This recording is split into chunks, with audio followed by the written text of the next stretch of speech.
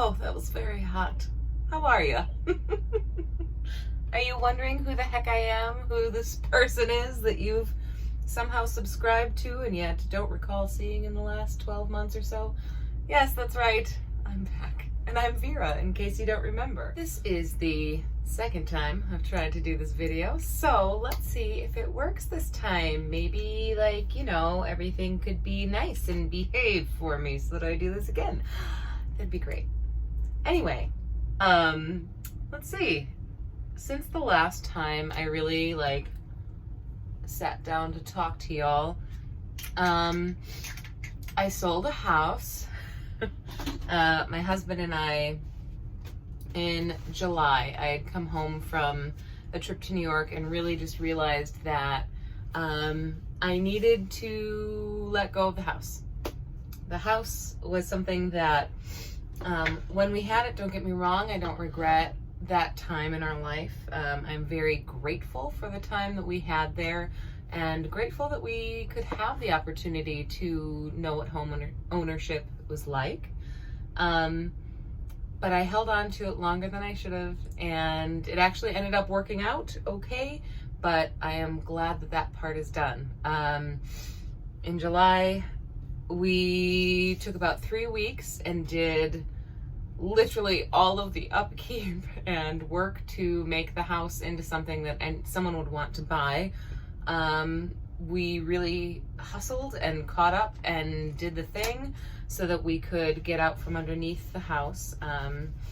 And somehow, with the help of a very good friend who knows her stuff, we were able to walk away with a better number than we expected from the house sale. And so we paid off some of our debts, and now we live in a city rather than a suburb, which makes me oh so very happy. We had, and also sorry for the noise of the vents and all of that kind of stuff that you'll hear click on and off throughout this whole video. I am, like I said, we are now in an apartment, so this little space that I'm in right now is literally a closet. My beauty room has gone down to a beauty closet, and it's a little tight, but you know what? It was worth it. I'm covered in hair. Okay. My goodness, so dramatic. Overall, it was a very good move for us to move back to the city and all of that good stuff. It's kind of funny. I grew up in a city for the first 10 years of my life, and then we moved to a small town in Wisconsin. And I had told myself when I went away to college that I was never going to do that again, that I wasn't interested in living in places that were so small and whatever. So small, so far away from what I felt I wanted in my life. And part of that is because of my work, you know. But I found myself back in the burbs after years of living in a big metropolitan city. And that was for a number of reasons. I don't regret it. Like, all of this stuff, I guess, kind of unfolded how it needed to, right? That's the Zen way of saying, yeah, I don't know, I fucked around until I found something that worked. But you know, I don't regret our time in the burbs. It was wonderful. We were able to start a business out there. We were able to sort of begin our wedded life out in the burbs and all of that, and that was nice. But I don't know, I'm just not a suburban person. For one thing, I'll tell you, after moving back here to the city, I realize how much the pressure to blend in is so fucking real in the burbs. Like, if you don't have the typical suburban life, you are really looked at as a weirdo and an outsider. You know, people, even just with asking if we had kids and that kind of thing, and when are you going to have some if you don't, I never felt like I fit in. And I My emphasis was never on having the perfect home or, you know, the perfect car or the perfect, I just, that stuff was not of much interest to me, but I definitely took steps to make those things happen in my life, and realized, especially now that I'm out of it, how much it was just a desire to kind of blend in and to feel like I fit somewhere. And I just don't. And I know there are lots of people who live in the burbs and do whatever they please and are happy with that. And that's fantastic. However you are happiest living your life, more power to you. I wish I were one of those people. I just always felt like an outsider, which, I mean, frankly, I feel that way pretty much 99% of the time anyway in life.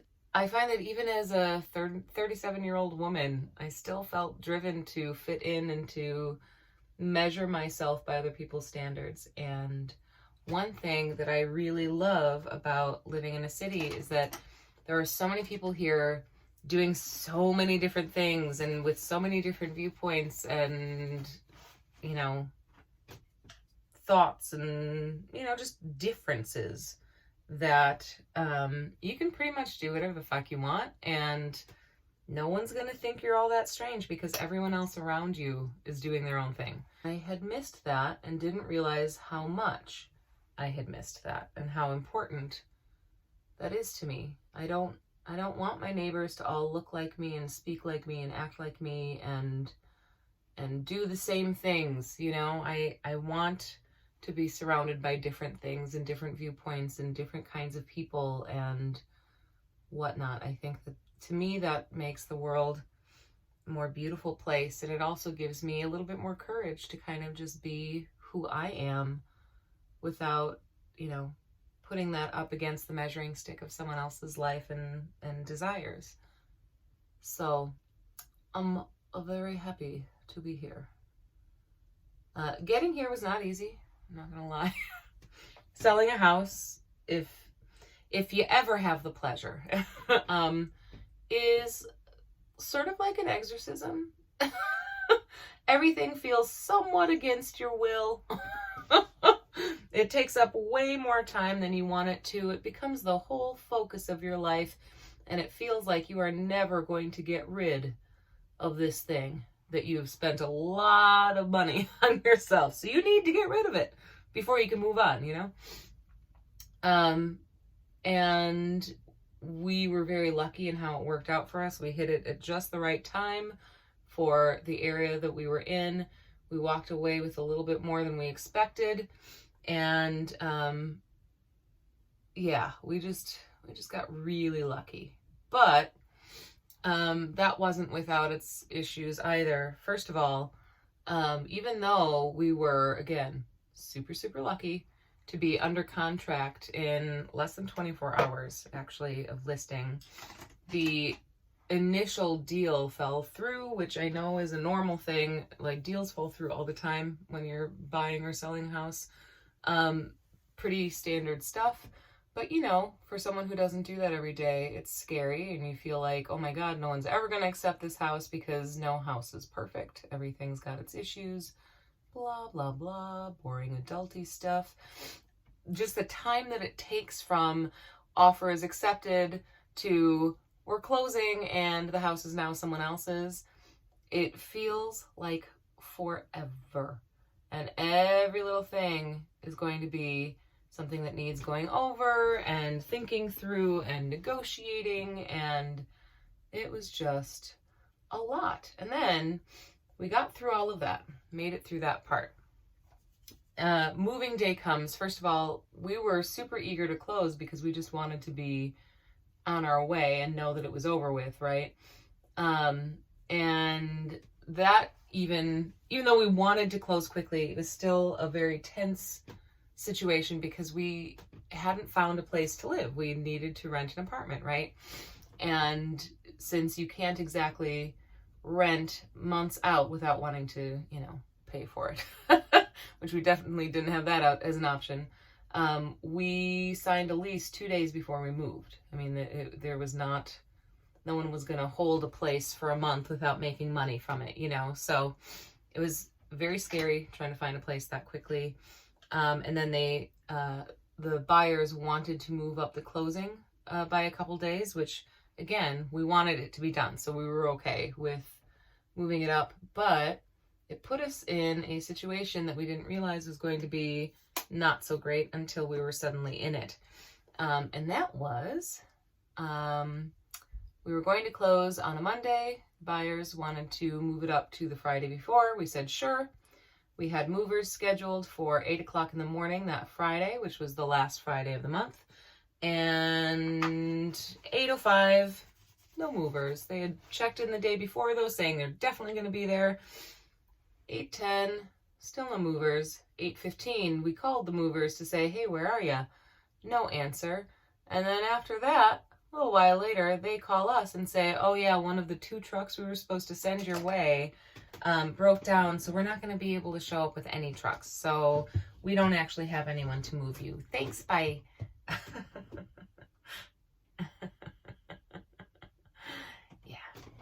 I was not laughing that day because the new buyers, they were scheduled for like a noon closing and we're moving in as soon as that was done.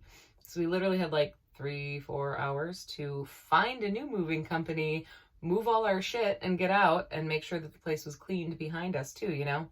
And we didn't have the money for a cleaning crew to come in, so we were doing all of that, right? Thankfully, we weren't relying on movers to pack us as well, or that would have been a huge issue. But called, I don't know, probably 20 different places to see if anyone could help us out with no luck. Finally, thankfully, our realtor and my good friend, she gave us the number of a guy and said, here, call this guy, tell him I sent you. He's helped us out of a number of jams, you know, let's see if he can help you too. And I don't know how this man did it, but he managed to get a crew together and get a truck to our house in less than an hour. And I could not have been more grateful. Because we had a house full of stuff and also storage space to go and collect stuff from with no truck and no one but my husband and I to do it. So, yeah, I was not real thrilled, and yeah, it was a scary, scary day. But we managed to get in, and let me tell you too, these poor men, it was a rainy, awful day, the day that we had to move to. They dealt with all of that with grace and got us into our new place, and yeah, so thankfully, not the worst situation in the end. It just felt like it for a little bit there.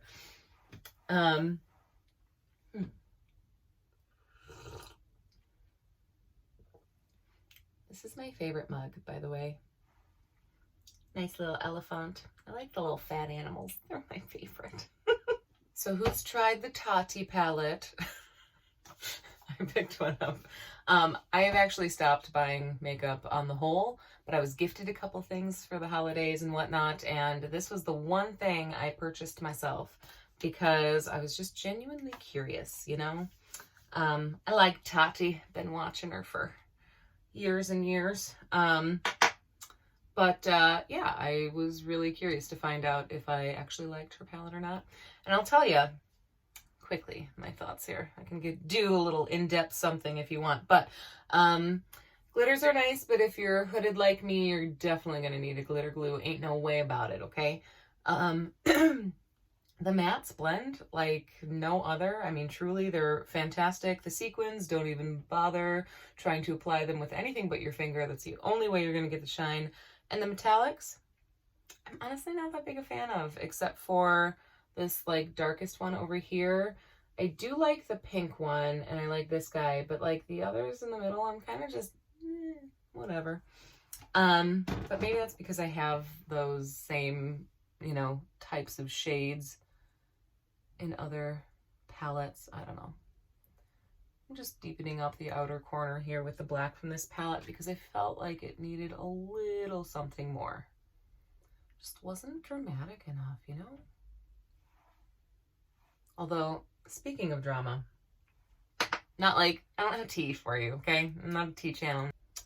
I have been feeling like, and obviously I am no stellar YouTuber here because, you see me like twice a year. I'm really honestly going to work on that. Really honestly gonna emphasize with my fingers. Because I really want to be here more. And when I'm not, it's never because I don't want to be, but I often feel like I don't know what to do here because my life is a lot of like really solitary adventures. Like I most of my days, I wake up in the morning, husband has already left for work, right? My jobs do not happen until afternoon and evening hours for the most part. No matter what contractor work it is, whether it's me in my private studio teaching lessons or doing makeup for someone for photo shoots, or I do real estate work, I do like social media stuff for realtors. None of that happens like in the morning or during, the morning hours, let's say. Again, husband's not home. All of those things outside of like the direct clients that I'm dealing with, no coworkers, right? No people to like talk to every day about the job or whatever.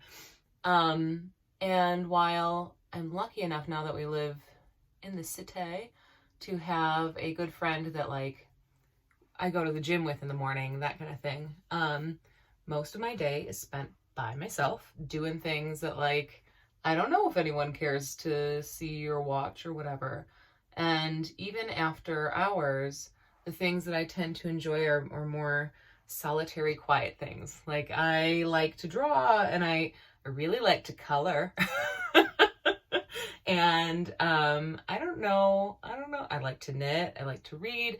I like to do all kinds of very, again, solitary, quiet things. So I never know what anyone will be interested in seeing from me. And also, this brings me to the drama. I feel like I might be just too stinking old for YouTube. And maybe that's not the case. I know that's not the case. All right, I'll just say it's not the case. It's totally a mental thing. But the people that I see on YouTube that are my age have a very like set aspect. Like they're here for a specific thing and they do that thing, they're great at it, and then they just get the fuck out, right? And I feel like I'm not that person. Like I'm just I could sing for you all day long, but you'd get sick of that real quick because it's going to be stuff that I'm working on for opera's sake and for furthering my career that way. I also feel like, there's only so much you want to listen to someone. Maybe, I don't know. Maybe that's completely the wrong attitude, but that's how I think. And then in the beauty space, like, yes, I can do decent makeup. Am I amazing? Nah. Do I feel like I know more stuff than other people do? Not really. I'm good at pointing out on other people what like their best features are and how to really play them up and whatever. So like freelancing what works well for me that way, but I'm certainly not one of the beautiful people, So like I don't know, I don't feel like I fit. And I've noticed that I've stopped wearing like crazy colors and stuff most of the time in terms of makeup, just in my daily life, not even talking about YouTube stuff. But if you were to talk to my private students or whatever, their families, they might tell you that once upon a time, yeah, I would show up with all kinds of crazy stuff on my face. And sometimes I still do. Don't get me wrong. I'm not like, I haven't gone into a neutrals forever kind of place, but close enough. Anyway, so I just feel like I don't know. I don't know what to do here, but I'd like to do something. If you have anything that you really like want to see from me, please let me know. Help a sister out because my goodness. Speaking of, don't you love these earrings? They're kind of my latest obsession. I bought them at this cute little store called Sacred Art, I believe. I was just walking the other day, which again, best part about living in a city, when you walk, there's like stuff, stuff to do, not just houses, people who stare at you wondering why you're near their property. Anyway, these are like handmade and super cute. I'm just kind of obsessed with how dainty this little guy is here and the beautiful pattern on that one. Aren't I fancy? Kidding. I've been really into this like underpainting sitch, which is what I'm doing here to just emphasize some bone structure. It's typically hidden beneath all my fat, my face fat. It's great. This, by the way, is the Anastasia stick foundation in mink, and it's meant as a contour stick. I've had it forever. Hadn't really used it much until I started really enjoying this whole underpainting thing. So now I dig it and I use it pretty much every day. I know it's meant, and this is definitely a Scott Barnes thing from watching him and whatnot. Ooh, okay, sorry. This is definitely a Scott Barnes thing. You know, you learn from kind of watching him, but he does it for the stage and screen, right? And I'm trying to adapt it for everyday wear. So I'm going to blend it away much more than I would if I were going to be, say, I don't know, photographed or something. Because I want it to not actually look like I have stripes on my face, which granted you wouldn't want on stage either, but you can be way more severe about it in that kind of setting than you can be when you're going to be, I don't know, 2 feet away from someone, you know. I'm trying to use my left hand on my left side because it just does change. Like if you try to use your little spongy guy with your right hand on the opposite side of the face, I'm sorry, it's just going to look a little different. It's going to be at a little different angle. And I don't dig that. I want to get better at being somewhat ambidextrous, but the struggle is real, guys. It's real hard. Any of you have some good New Year's resolutions that you'd like to share? Put them in the box below. Also, I can't get over how much setting your makeup with a powder puff just makes a difference. First of all, to me, maybe you guys can't tell, but to me, on this side of my face, that now looks smooth and blurred and like I got no pores over there. And I'm not exaggerating when I say it is only like that because of how I've applied it. I put a little bit of powder. This is an old, well-used powder puff. Put some powder on there, and then I kind of do one of these, taco it and squeeze it together as if I'm trying to get a stain out of some clothing. And then I push it into my skin. I don't generally drag it unless I've got excess on it. I don't want to just do one of these to kind of smooth it around. Also, this really does help my makeup stay all day long. It's something they teach you in theater makeup, actually, to do the old taco stitch and then kind of press it into the skin, but it works for daily makeup as well. So I've been struggling. I have this new area that I'd really like to get into as a teacher, but I just don't know what to do with just yet. So for my private studio, I've kept a private studio for I don't know, 20 years or so. That was always at least a couple kids, sometimes upwards of like 60 a week, but you know, it's come back down to a number that's much more manageable. And I say kids, I've always taught all ages, adults and kids and teenagers and whatever. But I've always had a studio that I've maintained. And for the last, 10 years,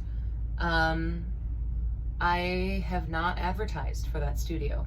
And every new family that's come to me has been through word of mouth, which is wonderful. And I'm so glad that I work with families that enjoy their lessons enough that they want to share that with the people around them who are looking for those kinds of things. So I've gotten really lucky in that I haven't had to advertise. I've always had enough students just through, like I said, word of mouth. But now I'm coming to a point where I would really like to start expanding my studio to Skype lessons. And I do have a couple students that I do this with already, but really,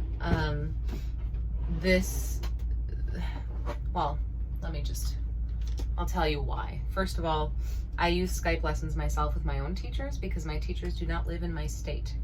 And I don't want to study with anybody else. So between their visits out here, they come about twice a month, but sometimes they can't because of their own, their studios back home and their jobs back home or their performance schedules.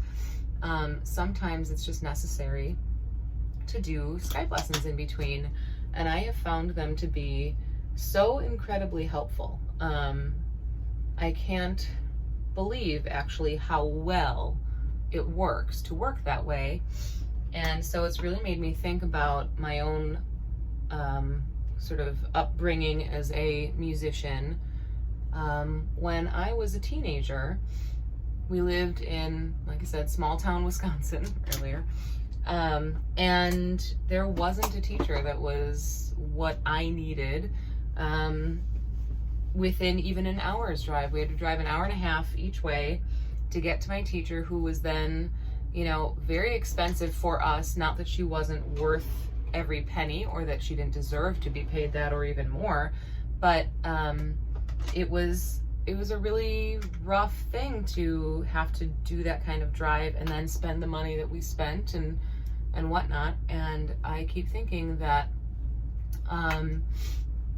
I really want to do these Skype lessons because now there doesn't have to be a reason that you don't study, that you don't get the kind of teaching you need, because someone can be anywhere in the world and they could study with me.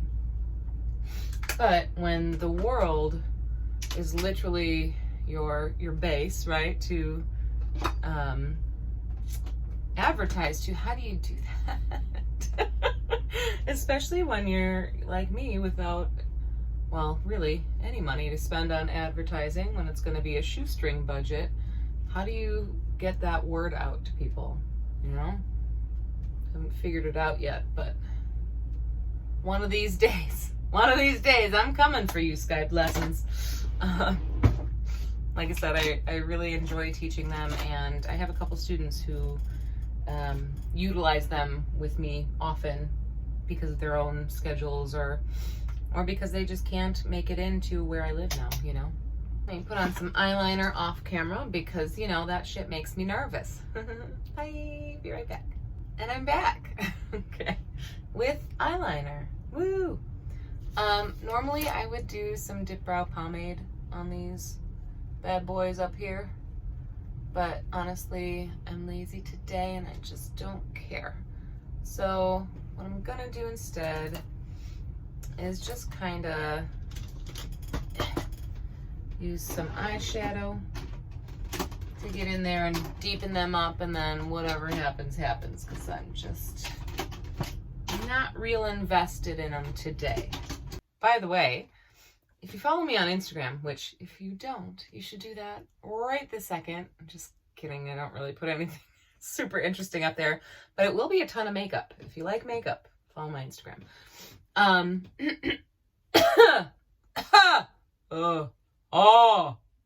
There we go. That's a singer sound. There you go. Can you imagine what it's like to live next to me even? Ugh. Anyway, I am so glad to be back to having a purposeful hair color. On Instagram, like I was saying, if you follow me, you know that for the better part of like a year, I was just wearing the collection of browns that I managed to get my hair to hold, because much of it was just so damaged that it wouldn't hold any other color. And it broke off.